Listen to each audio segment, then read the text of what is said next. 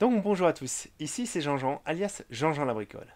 Donc dans la vidéo du jour, je voulais vous faire un petit point sur la production de ma station Synology Play, parce que les beaux jours reviennent et avec les beaux jours, la production augmente nettement.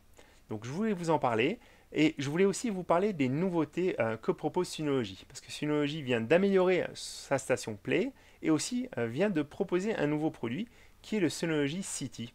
Donc on va voir ça un petit peu en détail. D'abord, je voulais vous présenter, en fait, vous montrer un peu ma station. Donc ma station était en position hiver jusqu'à présent. Donc vous voyez, elle a pris un petit peu la poussière. Donc c'est la position la plus haute. Et je tenais aussi à rassurer les personnes qui se posent encore la question. Moi, je n'ai pas pu accéder, je ne peux pas accéder facilement à la station, donc j'ai pas pu la replier quand il y a eu le gros coup de vent, et la station n'a absolument pas bougé. Donc je l'ai bien lestée, comme vous pouvez le voir, mais la station n'a absolument pas souffert par rapport à tout le vent qu'il y a eu en région parisienne, et je voulais vous rassurer par rapport à ça. Donc maintenant que je vous l'ai montré en position hiver, je vais vous la montrer en position intermédiaire. Voilà, donc j'en ai profité aussi pour donner un petit coup de chiffon, passer un petit coup de chiffon dessus. Donc chiffon microfibre avec juste de l'eau. Il ne faut pas mettre de produits solvants ou quoi que ce soit. Et vous voyez, en fait, mon petit lest artisanal, il va falloir que je le revoie, parce que quand je voudrais la passer en position été, je pense que mon pied de parasol va toucher le panneau, tout simplement. Donc il faudra que je revoie ça par la suite. Donc maintenant que je vous ai parlé de ça, je vous présente un petit peu les innovations. Donc la station Play, elle ne change pas au niveau du tarif, c'est simplement, elle passe en recto verso. Donc elle est bifaciale. Ce qui se passe, c'est qu'en fait, donc, elle touche les rayons, le rayonnement du soleil arrive sur le panneau par le devant, mais aussi par le derrière. Donc c'est ce qu'on appelle l'effet albédo. Donc qu'il fasse soleil ou qu'il fasse nuageux, en fait, quand les rayons du soleil touchent la terre, en fait, ils rebondissent. Donc forcément, ça marchera mieux si si la surface sur laquelle est posé votre panneau est blanche ou de couleur claire, mais ça fonctionne quoi qu'il arrive. Et là, ça vient sans supplément de prix. Donc voilà. Euh, c'est bien sûr compatible, donc vous pouvez avoir une station ancienne génération, donc qui a une seule face, et une station bifaciale. Donc eux, ils annoncent 405 watts au lieu de 400 watts en production, un peu plus de 5% d'augmentation supplémentaire. Après, tout dépend bien sûr de votre configuration, etc. Et aussi de la surface sur laquelle vous avez mis les panneaux, à quelle hauteur, etc. Donc moi, donc ça c'est une petite évolution. Ce qui est plus sympa, et moi c'est un produit que j'attendais vraiment, parce que pour l'instant il n'y a vraiment personne sur ce genre de segment, c'est Synology City. Synology City, c'est des panneaux solaires qui s'installent carrément sur la rambarde du balcon. Donc ça s'installe avec des lanières, ils se relient entre eux. C'est vraiment une station solaire parce que ça produit quand même 450 watts crête. Donc c'est pas des panneaux au rabais, mais c'est des panneaux qui sont plus petits. Donc on garde toujours le système astucieux qui permet en fait de régler l'inclinaison du panneau. Donc on peut les mettre à la verticale, mais aussi à l'horizontale. Donc c'est fait aussi pour être moins lourd que sur la station. Voilà, vous voyez en fait, les attaches. Franchement, moi je trouve ça très très bien conçu encore une fois. Et c'est un produit vraiment qui, à mon avis, trouvera son public. Voilà, vous voyez, on peut les incliner, ils montrent ça dans la vidéo, c'est très très bien fait. On a aussi des informations sur la production maximum, sur la garantie, et on peut les mettre donc dans les deux sens, que ce soit à la verticale ou à l'horizontale. Donc c'est vraiment pour s'adapter au balcon, et moi je trouve ça vraiment bien, parce qu'il y a vraiment une demande, à mon sens. En tout cas, moi je suis prêt aussi à en installer, parce que je suis en appartement. C'est aussi pour ça que j'ai un petit peu galéré pour installer ma station Synology Play, parce qu'elle est vraiment massive. Faut vraiment vous rendre compte que Synology Play, c'est un vrai panneau solaire pleine taille. Donc là, c'est les plus petits panneaux. On le voit bien, on a les dimensions. Vous avez les dimensions, mais le système urbain, comme il l'appelle, ça prend vraiment, c'est vraiment moins volumineux, du coup plus facile en plus pour installer. Voilà. Donc maintenant que je vous ai présenté les nouveaux produits, je vous rappelle, bon, vous avez un code que vous pouvez utiliser si vous voulez avoir une petite promotion. Je suis partenaire avec eux, donc moi je touche une commission. Vous avez une réduction. Après, c'est à vous de juger si vous trouvez aussi que ma vidéo est pertinente. Je vous rappelle que j'ai fait une vidéo de présentation du produit Play et j'ai aussi fait une vidéo bilan à 3 mois. Donc là, moi, je voulais vous parler un peu plus avec l'arrivée des beaux jours. Je vous montre un petit peu. Donc ça, c'était ma production au 25 mars. Je tenais à dire aussi que j'ai eu un souci technique, malheureusement. J'ai perdu les données de ma prise connectée. Mais on a déjà certains éléments qui me permettent en fait de savoir que c'est reparti. Le solaire aussi, je voulais vous, voilà, encore une fois, en reparler parce que c'est quelque chose qui peut décevoir. Parce qu'il y a beaucoup de gens qui pensent que ils vont acheter des panneaux solaires et qui vont pouvoir se chauffer avec leur radiateur électrique grâce à leur production solaire. Et si vous regardez un petit peu mon tableau de production, vous voyez en décembre, en fait, je n'ai produit que 4,17 kWh en tout sur l'ensemble du mois. J'ai eu des journées à 60 watts heure de production. Donc c'est vraiment extrêmement faible, mais c'est vraiment ce qui est lié à l'irradiation en décembre en Île-de-France. Voilà. Si j'avais été dans le sud, j'aurais produit plus, mais pour moi, même avec une grosse installation solaire, c'est vraiment difficile de pouvoir se chauffer avec ces panneaux solaires. Par contre, vous voyez, en février, j'ai la production qui est supérieure à décembre plus janvier réunis. Donc ça repart et dans les mois qui viennent, c'est les mois où on a le plus de production. Voilà, c'est ce que je montre ici. Les radiations globales, on n'est pas tous égaux, hein. Forcément, quand vous êtes du côté de Montpellier ou Marseille, vous avez vraiment une production qui est nettement plus forte que celle qu'on a en région parisienne ou dans le nord. Mais c'est encore pire plus haut, hein, bien sûr. Et je voulais vous montrer, donc, parce qu'on va s'en servir, la répartition mensuelle de l'irradiation annuelle globale en France. Donc comme je vous montrais, en fait mes chiffres, ça correspond vraiment à ça. Mon pire mois, c'est le mois de décembre. Le mois de janvier n'est pas beaucoup meilleur. Mais à partir de février et surtout mars, avril, mai, c'est là qu'en fait notre production solaire augmente énormément. Donc un panneau solaire de 400 watts crête ne va pas produire 400 watts en continu du lever du soleil à son coucher. C'est aussi ce que pensent un peu les gens quand ils ne connaissent pas le solaire et les panneaux solaires. Mais c'est vraiment pas ça. Et c'est ce que je montrais en fait. En décembre, on est à 22% de la production qu'on aura au mois d'août. Donc, comme je vous disais juste avant, si vous comptez sur vos panneaux pour vous chauffer en hiver, c'est mort. Et même avec une grosse installation. Comme je vous disais, j'ai eu des journées à 60 Wh. Donc c'est vraiment pas ce qu'il faut pour pouvoir utiliser un chauffage, même un petit chauffage pour l'hiver. Il y a beaucoup de gens qui se posent la question de comparer la production de deux panneaux situés dans le même département, mais en fait ça apporte rien, ça apporte pas grand chose parce que si vous êtes dans deux villes distinctes à 20 km et que vous avez un beau nuage qui se fixe pendant, allez, peut-être 1 heure et demie sur le pic de production, donc vraiment peut-être à 13 heures, et ben, la personne qui aurait le nuage, en fait, elle aura une production bien plus faible que l'autre personne qui est passée, hein, qui a eu le nuage un petit peu sur sa droite, à côté du panneau. Donc vraiment, moi je vois beaucoup sur les forums, sur le solaire, sur l'assistance technologie aussi, les gens qui se posent la question, qui essaient de comparer. Mais on ne peut pas vraiment comparer. On ne peut pas vraiment comparer parce que, je vous assure, dès qu'il y a une ombre ou des nuages qui passent, ça change vraiment très fortement la production et c'est quasiment immédiat. Alors, surprise aussi, mes meilleures journées de production, je les ai eues début avril.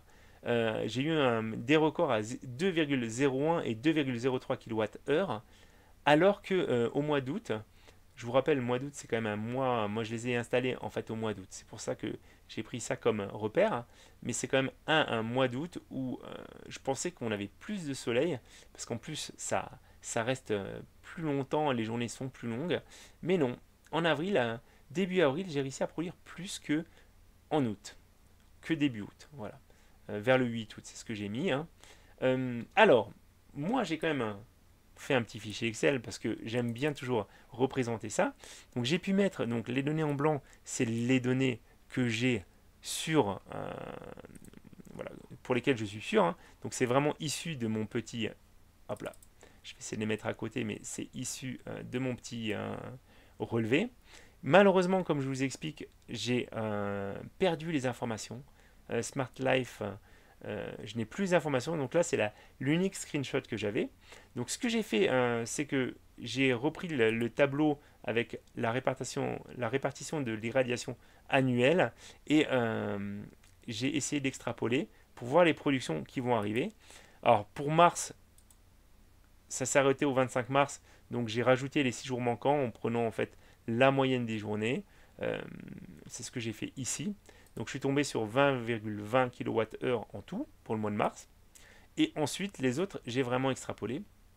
Donc d'après mes extrapolations, donc vous les avez ici, hein, mes calculs. Donc mon avril prévisionnel, c'est 10,09. 10,09 divisé par septembre, pour lequel j'avais encore des vrais chiffres. Donc septembre 9,2%, fois 28,98, parce que c'est ce que j'avais en septembre. Voilà, c'est ce que j'ai produit et pour lequel j'ai l'ensemble des données. Donc ça me donne une extrapolation de 31,78. C'est ce que j'ai reporté dans le tableau. Donc mai, je devrais être à 41. Juin à 45. Juillet, donc c'est la même irradiation annuelle. Donc 45,36. Août, etc. Voilà. Donc ça devrait me faire environ 300 kWh de production totale. Mais encore une fois, si je vous en parle, c'est aussi pour vous montrer avec des chiffres et avec aussi bon, une extrapolation due à mon petit problème, c'est qu'en fait, là, vraiment, on a des écarts types qui sont énormes. Entre janvier et mai, c'est juste, on passe de 5 kWh de produits sur le mois à 45 kWh. Donc, c'est pas un multiple de 2, de 3, de 4, de 5. C'est encore plus. Donc, vraiment, ça, il faut que vous le preniez en compte quand vous l'installez, parce que c'est là qu'on peut être déçu. Alors, par contre, moi, clairement, j'ai pas de souci. Je peux absorber la totalité de la production du panneau, que ce soit en hiver ou en été. C'est vraiment dommage que les panneaux ne produisent pas plus en hiver, mais c'est général que vous ayez un panneau solaire, que vous ayez un toit couvert de panneaux solaires, c'est la même chose. L'avantage quand même du produit Synology, c'est que vous pouvez bien sûr l'orienter pour essayer de récupérer un peu plus de production. Voilà. Vous pouvez le tourner pour avoir de la production le matin ou le soir. Vous pouvez aussi l'incliner, contrairement à une installation de toiture. Mais ne vous attendez pas à avoir des productions de folie en hiver en France. De toute façon, en hiver, de façon générale, avec l'irradiation qui est quand même nettement plus réduite, bah, vous n'aurez pas une très forte production. Mais c'est comme ça que ça marche, le solaire. Et on aura toujours besoin, je pense, aussi d'avoir un complément. Ça vient en complément, ces panneaux solaires. De toute façon, l'installation ne peut pas fonctionner sans avoir du courant. Encore une fois, ça vient pour soulager le réseau. Et le but de ce genre de panneau, c'est de consommer sa production. Voilà. Donc j'espère que ça vous a intéressé, malgré le fait qu'il me manque des données. Alors, juste pour vous parler aussi, je vous avais fait un petit point, quand j'avais fait le bilan de la station, je vous avais fait un point positif, les points positifs, les points négatifs du panneau, les points positifs aussi de l'entreprise et les points négatifs. Je l'ai un petit peu réactualisé par rapport aux dernières choses. Donc maintenant, si vous achetez des stations Play, ils ont pu, à un moment, ils avaient 45 jours de délai avant livraison, parce qu'il y avait vraiment beaucoup de commandes, parce qu'ils avaient une deuxième usine d'assemblage qui était en train d'être mise en place. Maintenant, on est à moins de 30 jours entre le moment où vous commandez et le moment où vous êtes livré. Voilà. J'avais, alors, tout le reste, ça reste, voilà, vrai, hein. Les panneaux, il est grand et puissant, il est vraiment plug and play, le châssis est très astucieux, le produit est garanti 25 ans. Bon, c'est pour un produit all-in-one, c'est vraiment un prix qui est attractif, hein. C'est pas plus cher que la concurrence. Encore une fois, il ne faut pas comparer ça à une installation de toiture, il faut comparer à un produit mobile. Et ça correspond à beaucoup d'usages en fait que vous n'avez pas avec des panneaux de toiture, tout simplement. Les locataires ne peuvent pas installer forcément des panneaux sur la toiture, ne peuvent pas faire ce genre de choses. Là, vous pouvez passer à l'action et on peut les upgrader. Alors, ce que j'ai mis, c'est que le solaire, c'est un peu décevant. Mais oui, ça, le panneau, en tout cas, le modèle Play est vraiment très très grand, hein. Par défaut, ce n'est pas prévu pour fonctionner sans courant.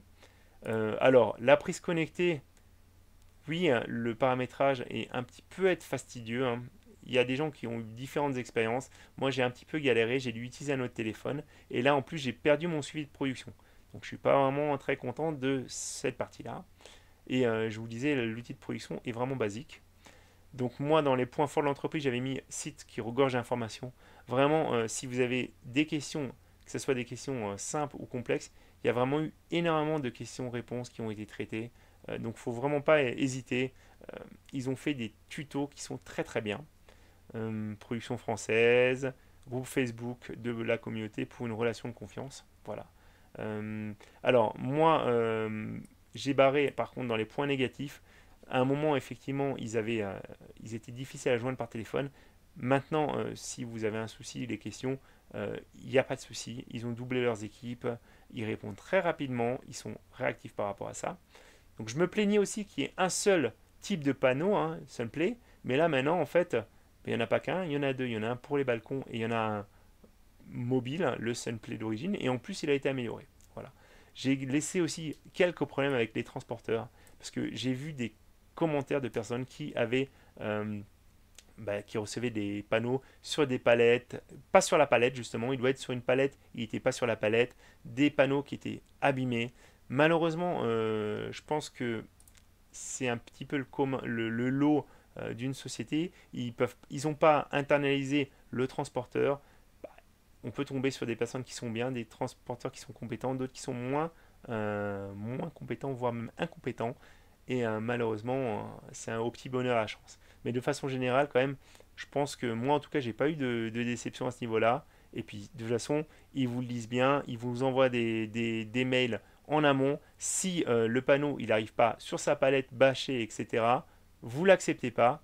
Et puis, comme ça, ils peuvent faire jouer la garantie. Ils peuvent vous en envoyer un nouveau aussi rapidement. Voilà. Donc, c'est un petit peu de bon sens. Ils communiquent en tout cas à ce niveau-là. Et je pense qu'ils briefent bien les transporteurs, mais ça reste quelque chose de complexe à transporter, parce que c'est grand, parce que c'est lourd, etc. Voilà. Donc j'espère que ça vous a intéressé, et je vous dis à très bientôt. J'espère pouvoir récupérer quand même toutes mes données, et je vous ferai un point à nouveau sur le panneau à un an, dès que j'aurai un an de production. Voilà.